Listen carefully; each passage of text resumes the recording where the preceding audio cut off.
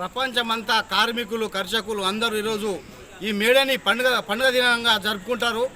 ఈ యొక్క విప్లవము చికాగో నగరంలో పుట్టింది.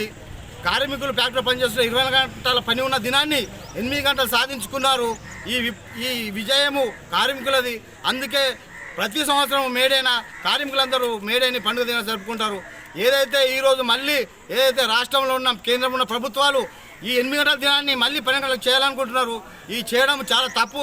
దీన్ని మీరు 12 గంటలకు పొడిగిస్తే మేము రైతు కూలీ సంఘాలు రైతు సంఘాలు కలిపి పెద్ద ఎత్తున ఉద్యమం చేస్తామని చెప్పి మేడే సందర్భంగా తెలియజేస్తున్నాం. అదేవిధంగా ఏదైతే రైతులు మన ఢిల్లీలో 13 రోజులు నిరాహార దీక్ష చేస్తే మూడు నల్ల చట్టాలు వెనక్కి తీసుకున్న మోడీ ఇప్పటివరకు తీసుకోలేదు. దాన్ని వెంటనే వెనక్కి తీసుకోవాలా.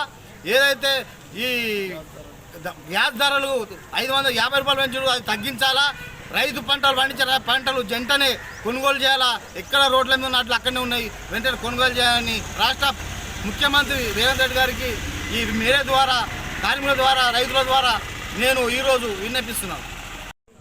మన రెంజల్ మండలంలో పలుపుర గ్రామాలలో మనము మేడే జరుపుకుంటున్నాం.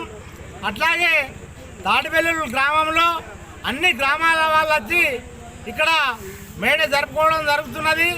ఇది నేటి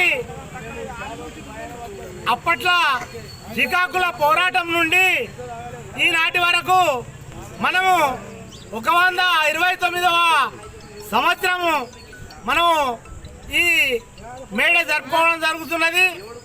ఎట్టి చాకిరి నుండి విముక్తి కోసం 24 గంటలు అప్పట్లో ఎట్టి చాకిరి చేసేవాళ్ళు.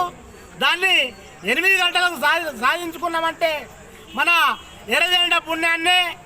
ఇది పోరాట ఫలితంగానే 8 గంటల పనిదినాలని సాధించుకున్న కూలీలు కానీ ఈ పోరాట ఫలితంగానే పెంచుకున్నాం. కాబట్టి అందరూ పోరాట బాటలో రావాలని చెప్పేసి మేము ప్రజాపంద పార్టీగా విజ్ఞప్తి చేస్తున్నాం.